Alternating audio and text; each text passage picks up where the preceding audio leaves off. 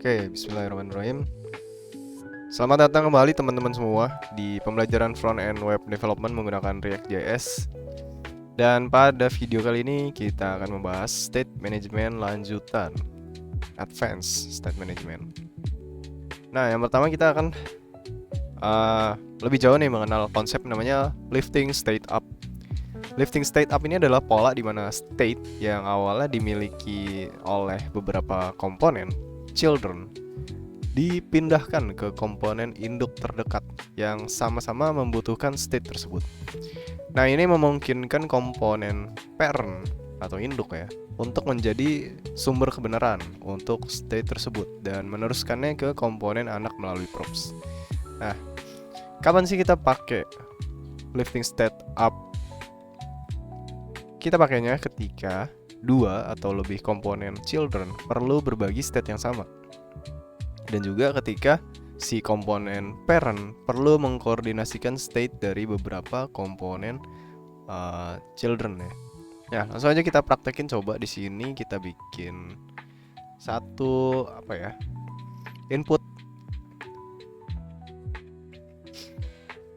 input suhu, yaitu Celsius dan Fahrenheit. Jadi kita mau bikin mini app buat degree conversion ya, atau konversi suhu. Nah, kita bikin di sini folder components seperti biasa. Di components kita bikin namanya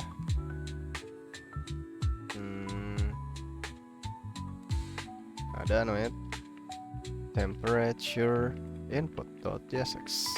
Nah, di sini export default function temperature input. Nah, di sini kita nerima props ya.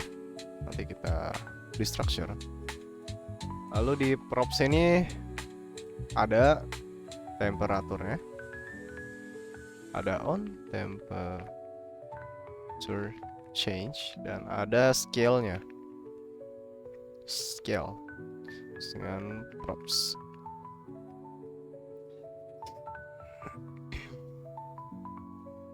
Kenapa ini?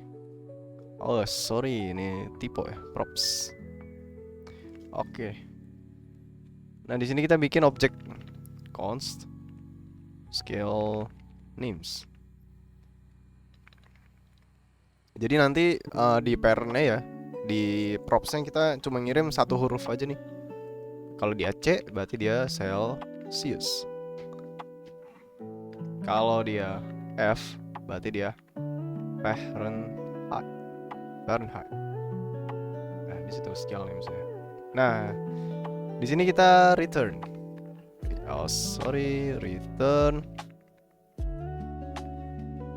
Ada namanya, ini mungkin teman-teman jarang pakai ya. Ada namanya field set sini.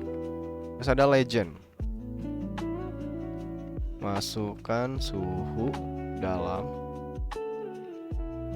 scale names scale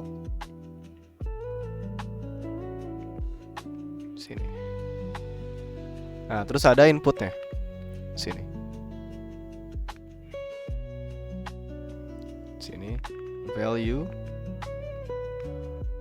temperature sini.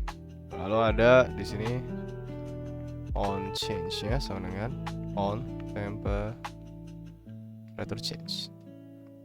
Nah, kayak gini sederhana aja untuk temperatur inputnya. Lalu kita bikin, nah ini children-nya ya. Kita bikin ini lagi satu kalkulator JSX. Nah, di sini export default function calculator.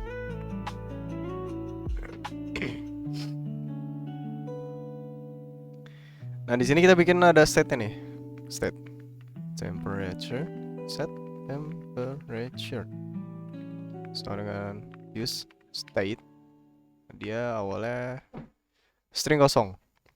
Lalu const scale set scale use state. Nah, untuk default scale-nya kita pakai yang C atau Celsius.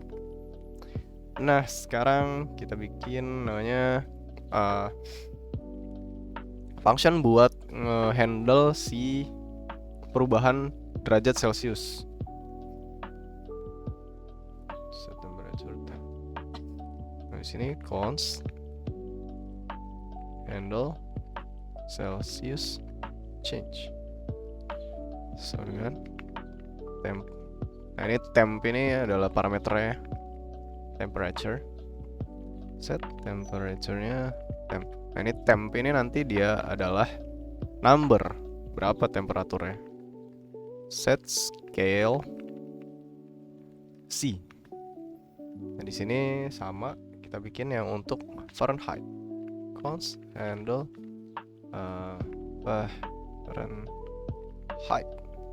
change. Temp. Set temperature temp. Set scale. Sorry. Ya F ya.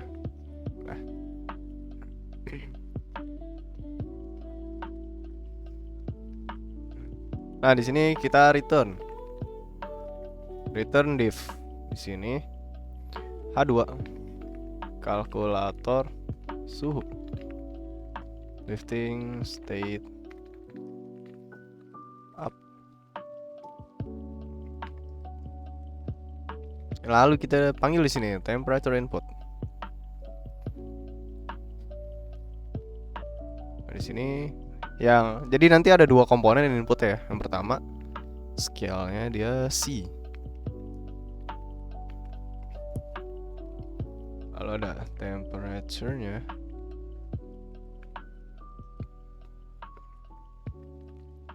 Celsius. Oh, ini belum dulu ya. Ini state-nya kita kosongin dulu aja. Di sini ada dua nanti. Sorry. Di sini ada dua. Nah, terus di sini ada P. Suhu dalam Celsius.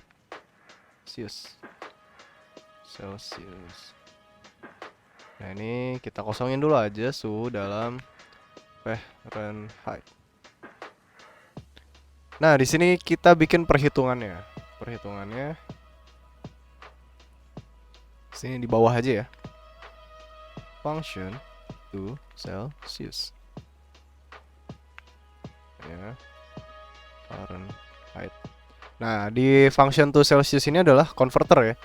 Jadi masukin suhu dalam Fahrenheit ya. Nah, nanti di return Fahrenheit terus minus 32 kali 5 bagi 9. Nah, ini rumusnya ya untuk mencari mencari Fahrenheit. Jadi dikurangin 32 dulu, lalu kali 5, lalu bagi 9. Nah, ini function to Fahrenheit Celsius return Celsius kali 9 bagi 5 dikurang 32. Nah, jadi ini rumus basicnya ya. Jadi mengubah dari Fahrenheit ke Celsius, dan ini mengubah dari Celsius ke Fahrenheit. Nah, di sini kita panggil nih function try convert temperature convert. Nah, ini convert ini nanti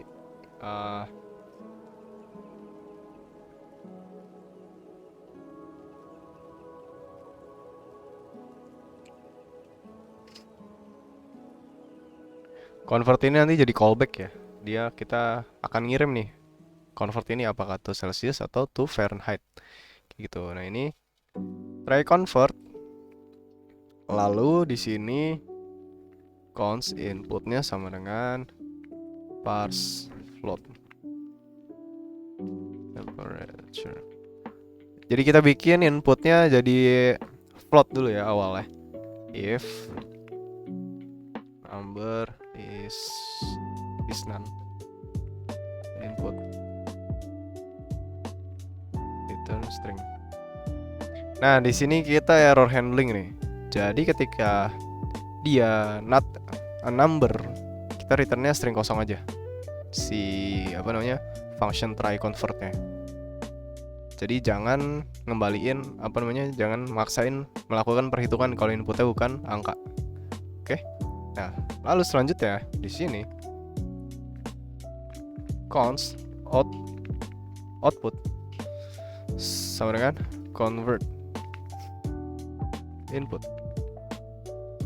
Const rounded sama dengan math rounded.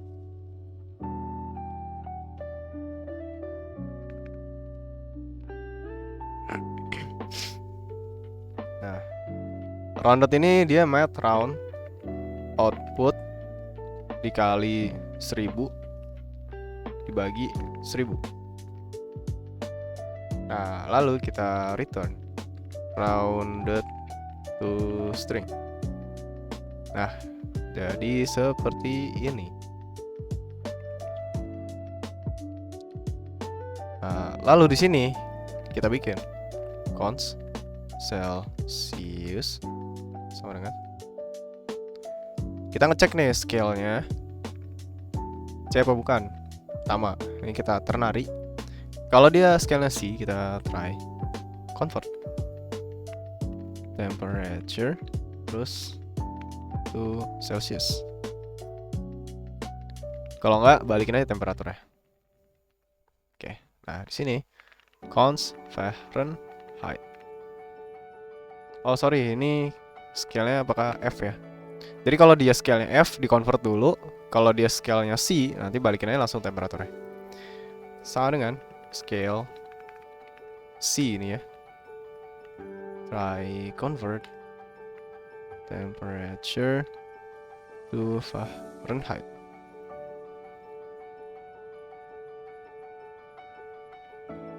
Atau temperature. Nah, di sini ini kita panggil ya Celsius. Nah, di sini Fahrenheit.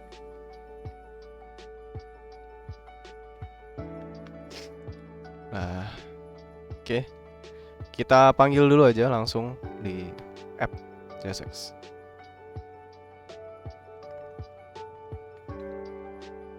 Nah, di sini kita panggil. Nah, jadi komponennya overview-nya seperti ini ya. Nanti ada legend ya. Jadi kita bikin field set nih namanya nih. Field set, terus legend, terus ada inputnya.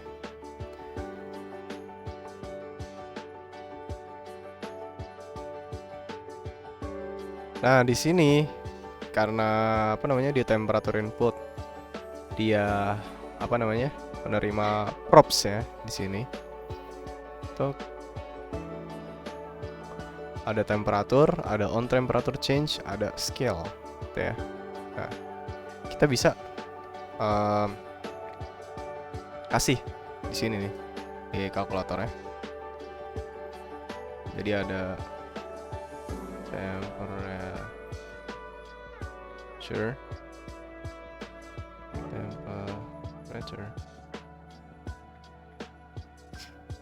Terus di sini ada on temperature change.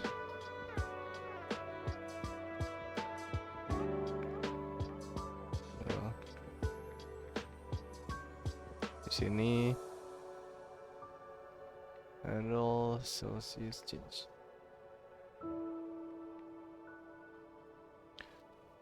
Oh sorry, di sini temperaturnya adalah Celsius.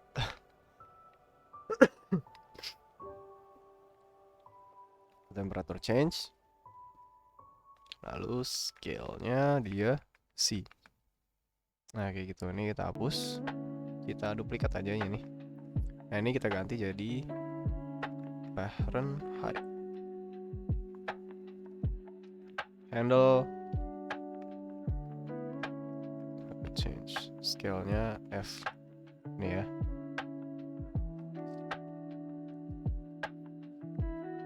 Ada C, ada F. Itu. Nah, sekarang kita bisa masukin nih suhu dalam Celsius dan suhu di Fahrenheit. Misalnya 100 Celsius, 100 derajat Celsius.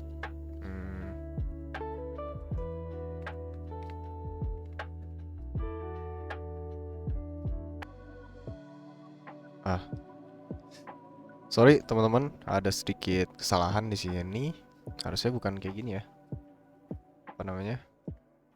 On change-nya. Jadi on change-nya tuh kita bikin event ini. Lalu on temperature change-nya target.value. Nah, kayak gini nih untuk on temperature change-nya.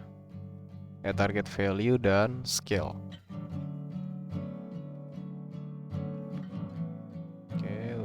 Nah, kita coba lagi ya. Di sini kita balikin P-nya. Saya 100 derajat Celcius. Nah, 100 derajat Celcius dalam Fahrenheit 148. Bener nggak ini? Ini kayaknya ada sedikit kesalahan.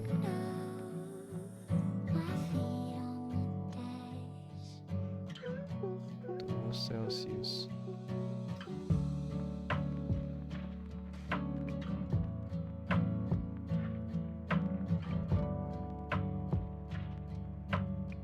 Celsius pakai S ya harusnya. Nah, sini rumusnya sedikit. Jadi kita masukin 100 derajat Celcius, dia 148 derajat Fahrenheit.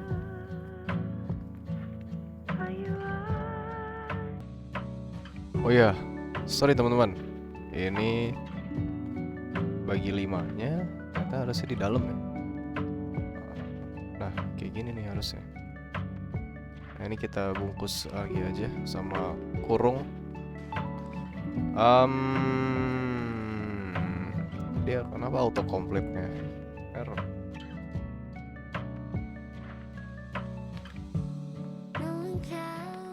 Autocomplete-nya kok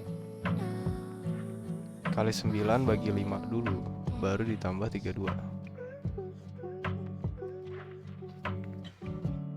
Nah, seperti ini harusnya. Nah, ini ada sedikit error autocomplete ya, teman-teman. Jadi yang benar tuh kali 9 bagi 5 dulu, baru tambah 32. Jadi misalnya kita masukin 100. Nah, di sini Fahrenheit 212. Dan misalnya 100 derajat Fahrenheit di Celsius adalah 37,778. Nah, jadi lifting state up ini adalah di mana satu state ini dia digunakan sama beberapa komponen. Contohnya di sini kan ada 2 komponen nih. Jadi 2 komponen ini menggunakan state yang sama nih. Kita pakai temperature sama scale. Nah, biasanya nanti kalau misalnya ini dibutuhkan lagi nih sama komponen lain ya. Nah, kita bisa oper lagi nih si state-nya ke parent-nya lagi. Jadi nanti di sini kita tinggal konsum pakai props. Jadi nanti teman-teman semisal ada beberapa komponen yang menggunakan state yang sama, tinggal teman-teman pindahin state-nya ke parent, lalu dari parent ngasih props ke children. Jadi nanti ada beberapa komponen yang props-nya itu adalah state yang sama. Nah, itu adalah tentang konsep lifting state up. Nah, sekarang prop drilling problems. Prop drilling ini adalah situasi di mana props harus diteruskan melalui beberapa lapisan komponen perantara yang sebenarnya nggak membutuhkan props tersebut, hanya untuk mencapai komponen children yang membutuhkannya. Nah, masalahnya apa kalau prop drilling ini? Kode sudah dibaca dan dipelihara, jadi nggak readable dan maintainable. Sulit buat ngelacak nih dari mana propsnya berasal sih dan kemana dia perginya. Terus refactoringnya sulit nih. Ngubah struktur komponen bisa memerlukan perubahan di banyak file. Lalu coupling yang ketat. Komponen menjadi komponen perantara ini jadi sangat bergantung pada props yang tidak mereka gunakan, menciptakan coupling yang tidak perlu. Nah, coba kita contohin aja. Nah, ini bisa kita tutup ya. Nah, ini kita hapus. Kita hapus dulu. Nah,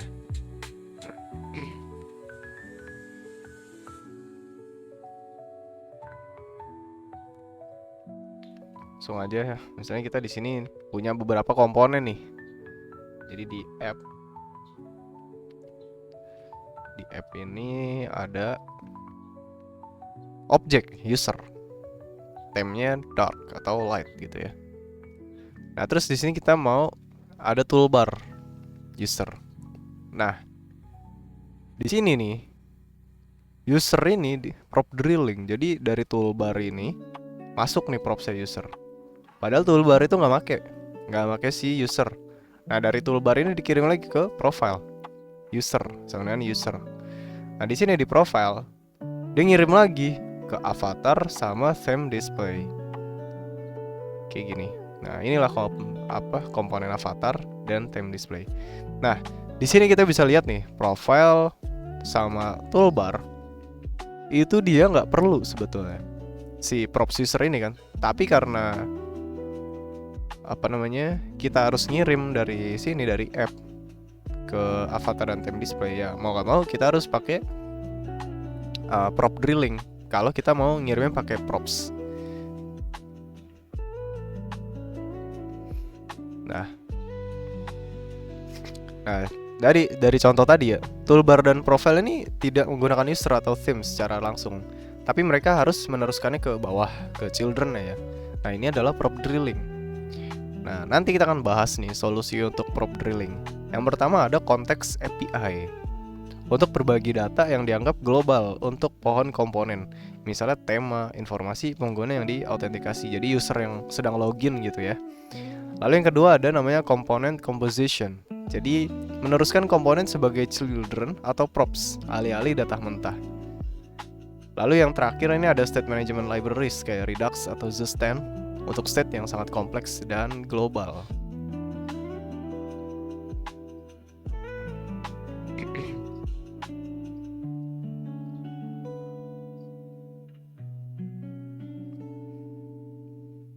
Nah, yang ketiga ada konsep state sharing between components. Jadi seperti yang udah dibahas ya di lifting state up, sharing state antar komponen umumnya dilakukan dengan memindahkan state ke ancestor terdekat yang sama-sama membutuhkan state tersebut.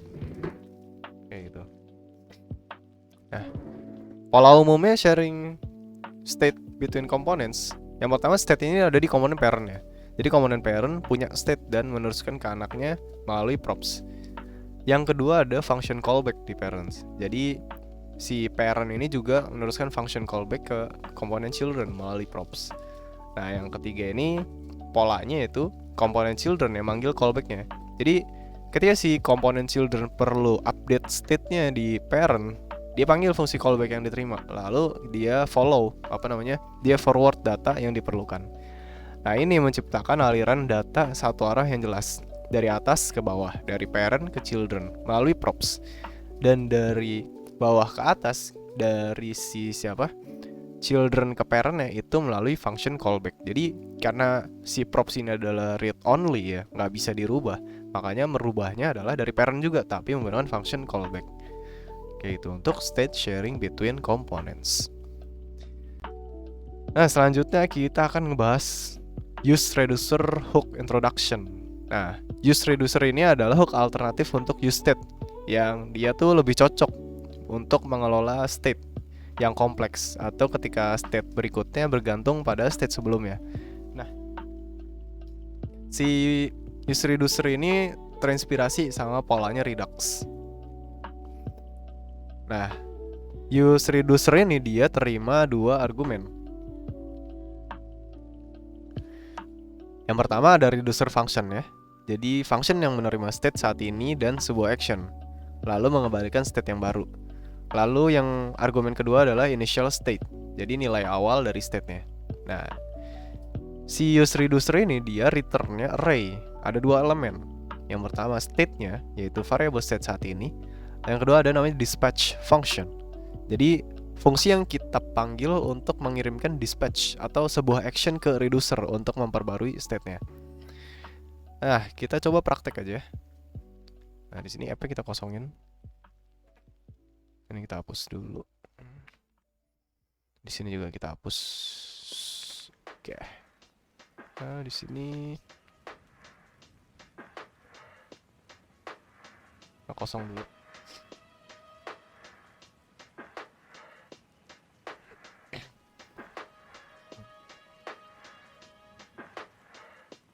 Nah, misal di sini kita bikin namanya counter with reducer.jsx. Export default function counter with reducer.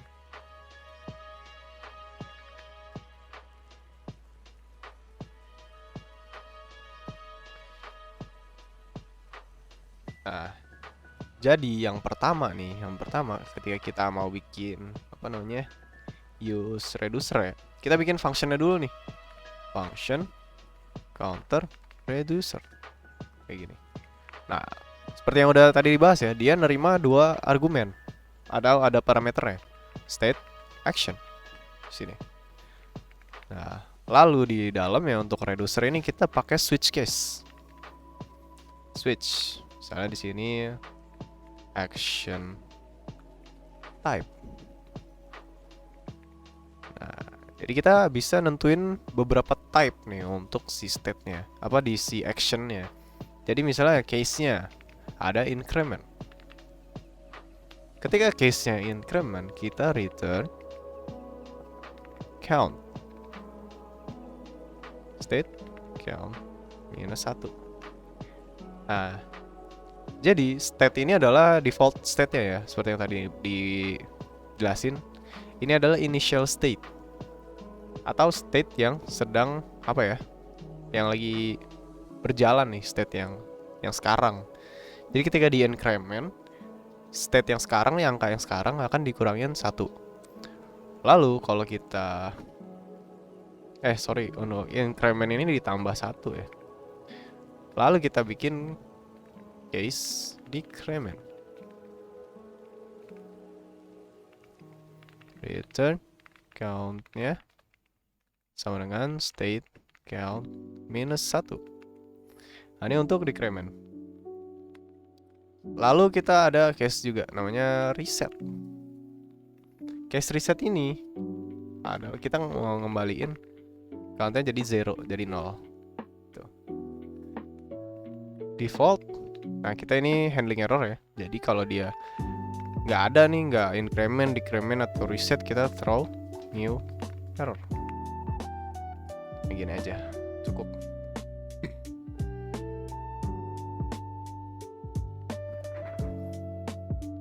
Nah, gimana cara makainya? Pertama, kita bikin sama kayak use state. Kita bikin ada strukturnya. Jadi kita bikin namanya ada counter state dan ada dispatch. Use reducer. Nah, jangan lupa diimport dari React ya use reducer ini. Jadi ada counter reducer.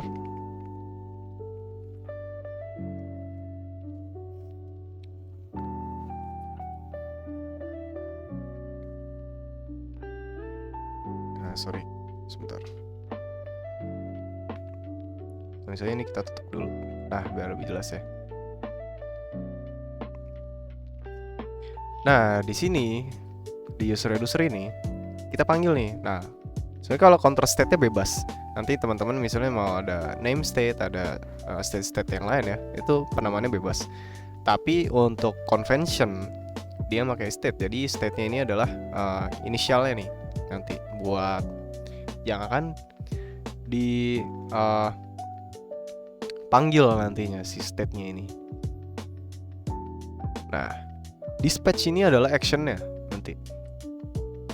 Dispatch-nya ini dia nanti apa ya, actionnya berdasarkan case-nya. Dia bisa increment, decrement, dan reset.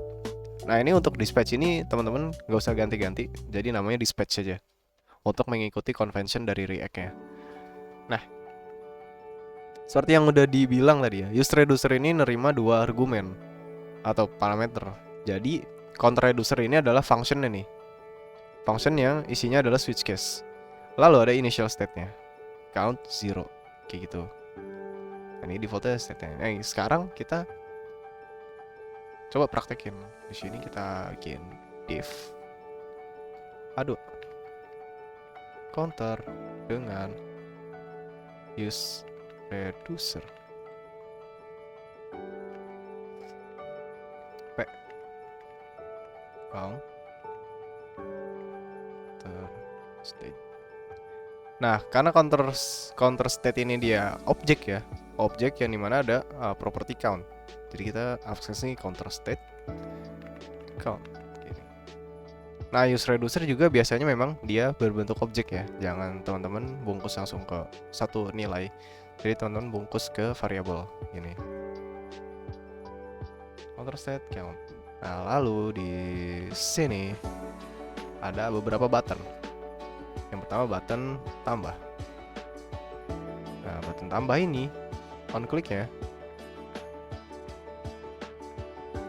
dispatch. Nah dispatch type increment. Nah lalu ada tambah button kurang. Nah, di sini di on click ya. Anonymous function ya, dispatch type-nya decrement. Lalu ada button lagi reset. Sini anonymous function lagi, dispatch type-nya reset. Nah seperti ini buttonnya. Kita panggil counter with reduce-nya di app.jsx. Kita import komponennya. Nah ini sederhana aja. Kita refresh dulu, pastiin dia reset. Ketika diklik tambah, nah dia nambah 1. Ketika dikurang, kurang 1. Jadi reset, tambah reset. Nah ini untuk use reducer ya. Jadi sebetulnya sama seperti apa namanya use state, cuman nah nanti akan kita bahas nih apa namanya perbedaannya, apa use state dan use reducer. Nah, ini tapi untuk strukturnya seperti ini ya teman-teman. Jadi ada default state, ada callback functionnya di sini, ada state-nya nih. Nah state-nya ini objek diaksesnya caranya dengan kita akses propertinya. Di sini count ya, kita count. Lalu dispatch untuk actionnya, kita dispatchnya type-nya mau apa. Nah ini juga objek ya, type increment, type decrement, type reset itu. Nah, ini untuk use reducer. Nah sekarang kita bahas kapan menggunakan use reducer daripada use state.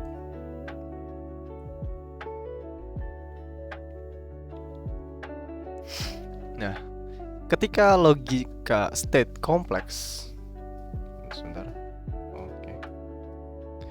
Ketika logika state kompleks dan melibatkan banyak subnilai, atau ketika state berikutnya bergantung pada state sebelumnya. Nah, ini kita pakai use reducer nih. Atau kedua, ketika kita perlu optimalkan kerja untuk komponen yang memicu pembaruan mendalam. Misalnya dispatch ini tidak akan memicu re-render jika reducer mengembalikan state yang sama. Tuh. Atau ketika kita mau misahin antara logic pembaruan state dari komponen UI. Jadi kan kalau state itu kan cuma nerima nilainya aja. Tapi kalau di use reducer kan kita bisa nih bikin functionnya di sini perhitungannya. Jadi functionnya itu nggak ada di dalam komponen, ada di luar. Kayak gitu. Nah itu jadi misal kita mau misahin logika pembaruan state dari komponen UI. Atau ketika kita perlu berbagi logika state yang sama antar komponen dengan custom hooks. Nah, ini adalah waktu-waktu kapan kita harus menggunakan use reducer daripada use state. Nah, sekarang kita masuk ke complex state management patterns. Selain use state dan use reducer, ada beberapa pola dan library yang digunakan untuk mengelola state yang lebih kompleks di aplikasi React skala besar. Nah, yang pertama ada namanya Context API. Nah, React Context ini menyediakan cara untuk meneruskan data melalui pohon komponen tanpa harus meneruskan props secara manual di setiap level. Nah, ini sangat berguna untuk data yang dianggap global untuk pohon komponen, kayak tema dan informasi pengguna yang diautentikasi atau pengaturan bahasa. Nah, kapan sih kita pakai Context API? Yang pertama, untuk data yang jarang berubah. Lalu yang kedua, untuk data yang dibutuhkan oleh banyak komponen di berbagai level. Nah, seperti yang tadi teman-teman masih ingat tentang prop drilling. Nah, cara untuk mengatasi prop drilling adalah dengan menggunakan Context API. Nah, kita akan contohin penggunaan sederhana di Context API ini. Nah, kita kecilin dulu. Nah, di sini di app.jsx kita hapus seperti biasa.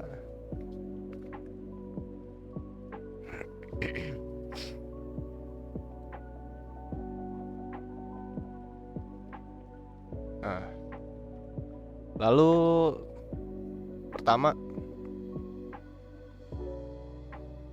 kita buat konteksnya dulu di dalam komponen. Kita bikin yang namanya theme context.jsx. Theme context.jsx.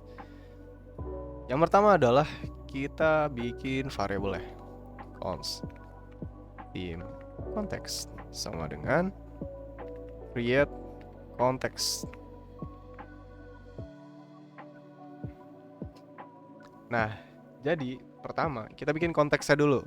Nah, konteks ini apa sih? Dia adalah create context yang awalnya adalah null. Lalu selanjutnya kita bikin function theme provider. Nah, di sini nerima propsnya children aja. Nah, di dalam theme provider ini kita bikin state. Misalnya kita mau ngatur tema kan, theme set theme. So dengan use set defaultnya dark aja ya. Misalnya kita temanya mau dark atau light aja. Nah, di sini. Lalu ada function toggle theme. Taruh function seperti biasa. Lalu set theme, brief theme.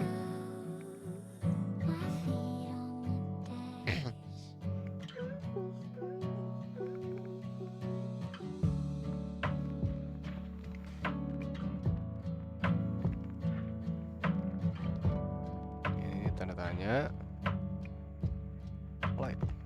Nah, jadi toggle theme ini dia buat ngetoggle ya. Nah, ini use state kita import juga, jangan lupa. Buat ngetoggle, dia ngecek previous theme-nya. Dia yang sekarang ini light apa dark. Kalau dia light ganti jadi dark. Kalau dia dark ganti jadi light. Kayak gitu ya.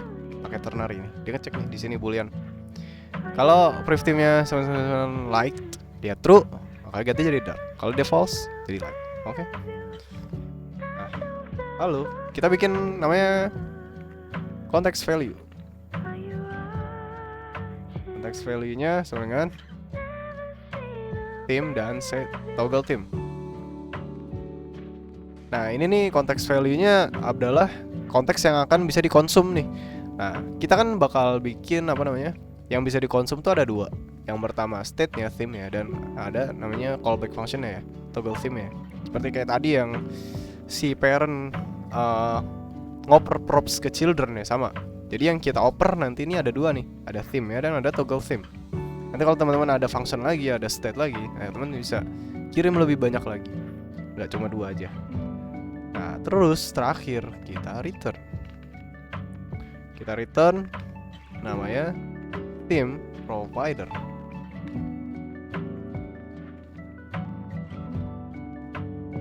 Nah, di sini value sama dengan context value. Nah, ini theme provider. Jangan lupa kasih dot provider. Nah, jadi nanti kayak gini, theme context. Oh sorry, bukan theme provider yang kita kirim ya. Theme. Nah, kita yang dikirim adalah theme context dot provider. Nah, kayak gini ya.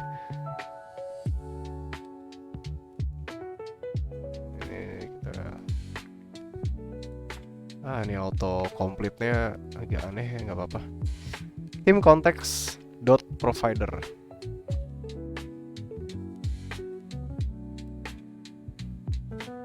Nah, ini ada error, abaikan aja.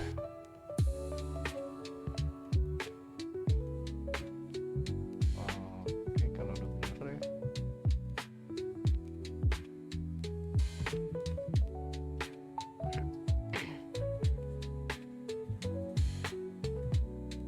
Oh iya, ini tuh kita ekspor.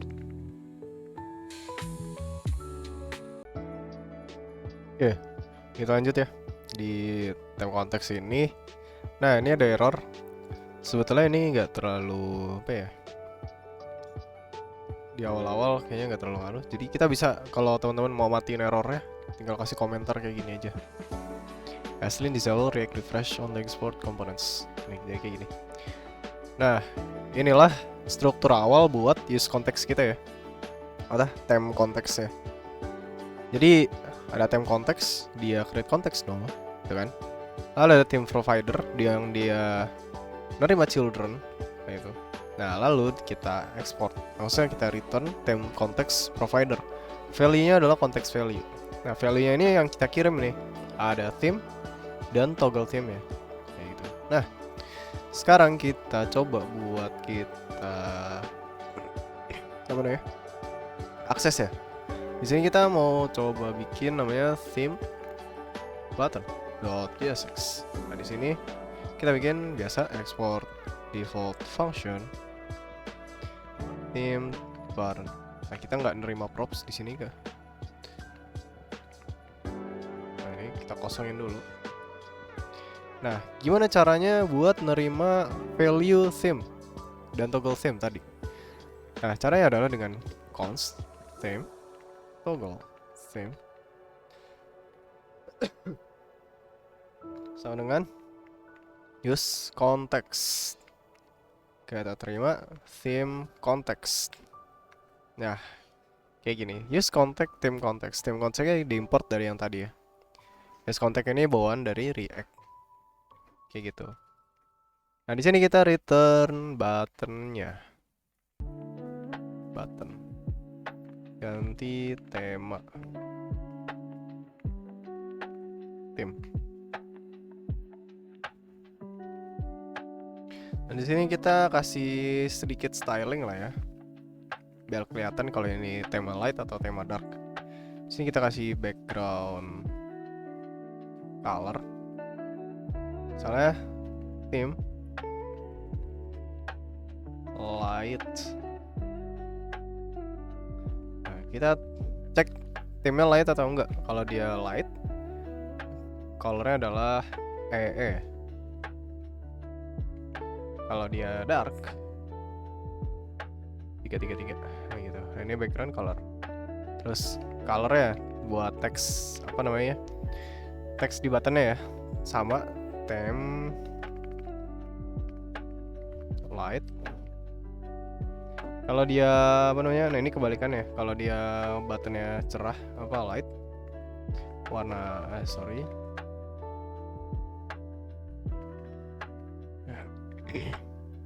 Nah, kalau theme-nya light, font color-nya dia black. Kalau dia dark, font color-nya dia white. Ini untuk color. Lalu tambahin padding-nya atas bawah 10 pixel, kanan kirinya 20 pixel. Lalu ada bordernya kita kasih none. Lalu border radius kita kasih 5 pixel biar nggak tajam ya. Dan kursornya pasti pointer. Nah, terus di sini kita tambahin on kliknya adalah toggle theme. Nah,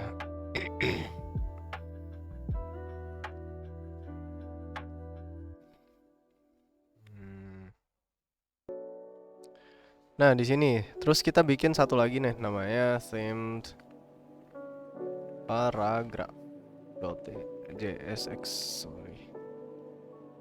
Kita samain export default function theme paragraph.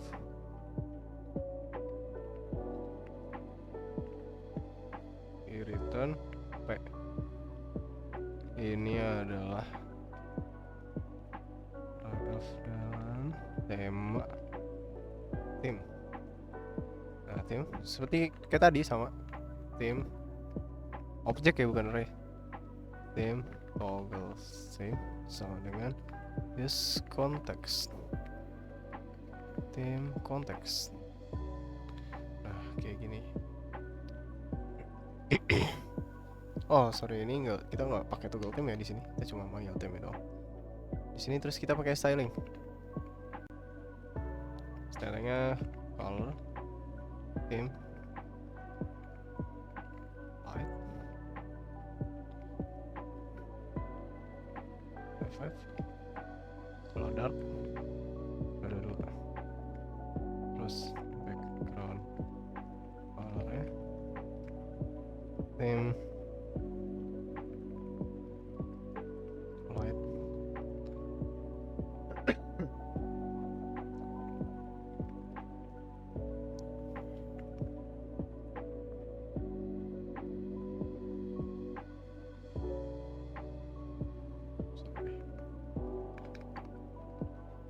Nah, sorry ini salah kebalik. Ini harusnya 222. Ini FFF. Kebalik ya. Color sama background colornya. Terus kita kasih padding 10 pixel. Lalu border radiusnya 5 pixel. Nah, udah. Tinggal kita panggil di sini. Sini kita bikin. Nah, jadi nanti si theme providernya itu harus kita import ya. Theme provider kayak gini nih. Nah, jangan lupa kita import. Nah, jadi dia nerima children-nya. Nah, use context itu hanya bisa diakses sama children dari theme provider tadi. Nah, tadi kan kita udah buat nih theme provider ini. Nah, value-nya ini hanya akan bisa dikirim ke children. Dia nggak bisa dikirim ke komponen yang bukan children-nya.